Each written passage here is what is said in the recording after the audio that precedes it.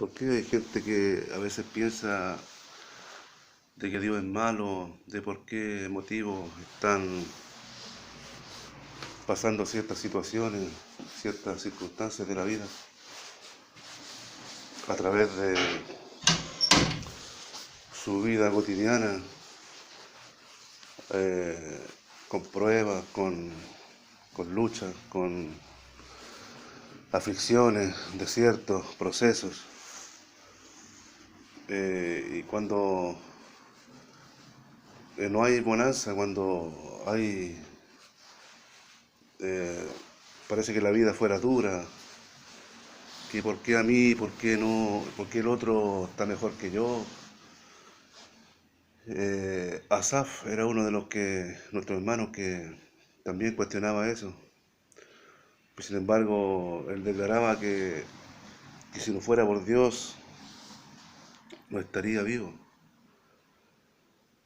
Y Él es nuestra esperanza, nuestro refugio, nuestro redentor, nos sostiene. Hubo un faraón en Egipto que su corazón se endureció y el Señor, cierto, lo dejaba en su dureza. Él quería obrar en su pueblo y vio que el corazón de Faraón cada día era más duro. Y Moisés, cierto, quizá en su desesperación también, porque también fue humano, cierto, queriendo ya libertar a su pueblo, pero el Señor le recalcaba, le decía que él iba a probar a Faraón. Entonces, ¿qué pasa? Que finalmente el corazón del hombre y la mujer son malos por naturaleza, son, somos perversos, somos, como dice Romanos, de, la epístola de Romanos, dice que todos pecamos, todos estamos destituidos de la gloria de Dios. Nadie podía entrar al reino por nuestra maldad. Entonces, cuando hay una tormenta, ¿cierto? Como la tormenta que hubo en el mar cuando iban los discípulos y se asustaron, ¿cierto?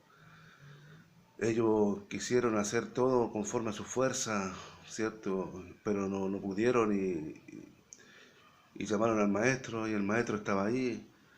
Por tanto, cuando el hombre tiene situaciones de procesos, de pruebas fuertes, tormentas que Satanás levanta, ¿cierto? Y el Señor permite, porque Dios es un Dios permisivo también, ¿cierto? Y es la oportunidad de probar el carácter del hombre, ¿cierto? Y cuando el hombre se va revelando, y Dios le muestra en ese sentido como un espejo, le muestra su vida como es. Y hay muchos que reniegan contra Dios, maldicen a Dios, porque le echan la culpa a Él por tantos procesos, por tanta prueba, por tantas desdichas. Pero si también vemos, ¿cierto?, cuando Dios le dio las leyes a su pueblo, allí también había condiciones de la obediencia y la desobediencia. Y decía, si eras más rebelde, más lucha iban a tener. Y si eras más rebelde, más pruebas iban a tener. Más aflicciones, más aflicciones. Y aún así, si estuviesen lejos, decía, aún Dios por su misericordia estar con ellos. Así es Dios.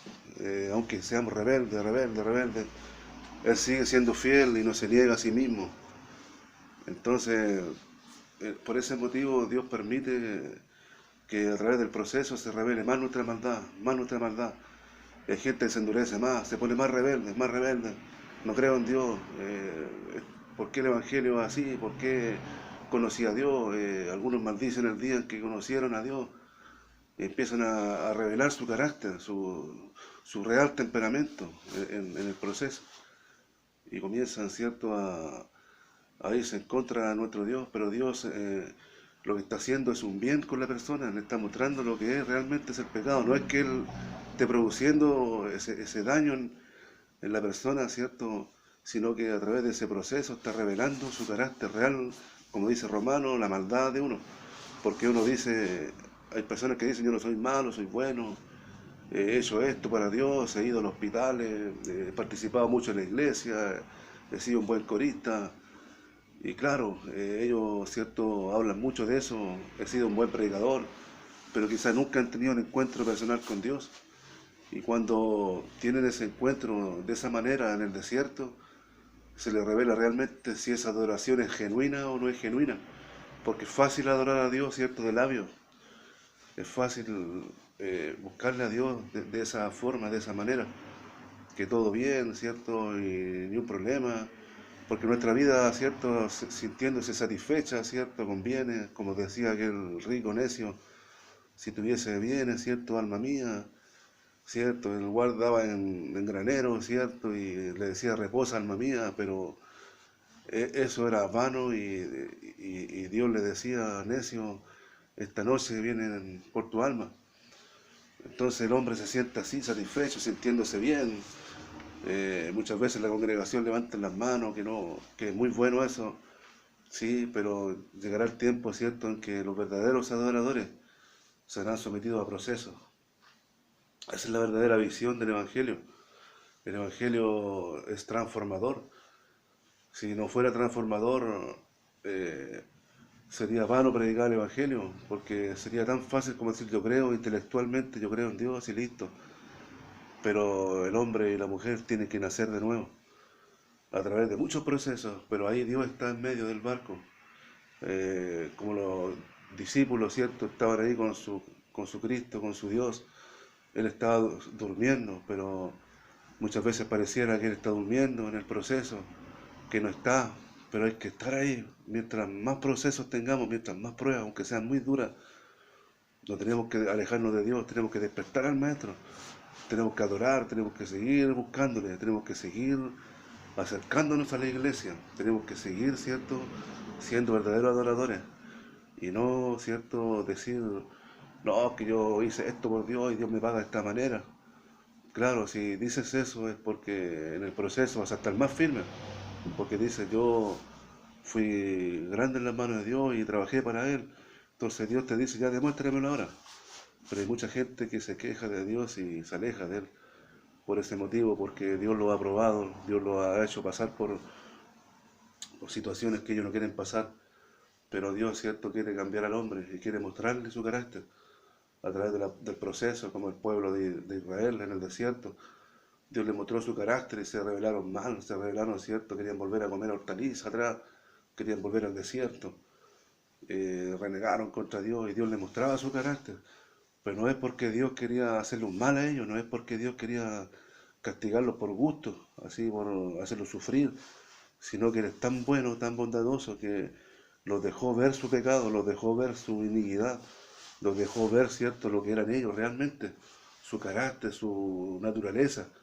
¿Me entiendes? Entonces cuando Dios permite una prueba, para que se revele nuestra rebeldía, se revele nuestros labios, ¿cierto?, asquerosos, nuestras quejas, nuestro odio hacia Dios, porque el hombre odia a Dios en el fondo, dice adorarle a Dios.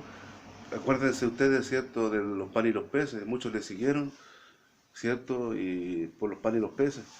Era una adoración falsa esa, ¿cierto?, porque ellos querían tener de Dios, ¿cierto?, solamente lo bueno. Querían tener, ¿cierto?, riqueza, querían tener sanidades gratis, todo fácil, pero los apóstoles dijeron, solamente tú tienes palabra de vida eterna. Y cuando nos confrontamos a la prueba, solamente Dios tiene palabra de vida eterna. Y tenemos que acercarnos a Él, aunque estemos en la aflicción, aunque estemos, ¿cierto?, sufriendo. Más aún debemos adorarle y no maldecirle, porque Él está permitiendo una oportunidad de salvarnos a los pocos salvos que Él tiene preparados para ese día. Porque muchos son los llamados, pocos los escogidos. Y si tú eres salvo, y te eligió a ti para procesarte, pasarte por el desierto, no maldigas a Dios, no maldigas el Evangelio, sino que adórale a Él con todo el corazón y dale gracias porque te está revelando tu pecado en el desierto, lo malo que somos.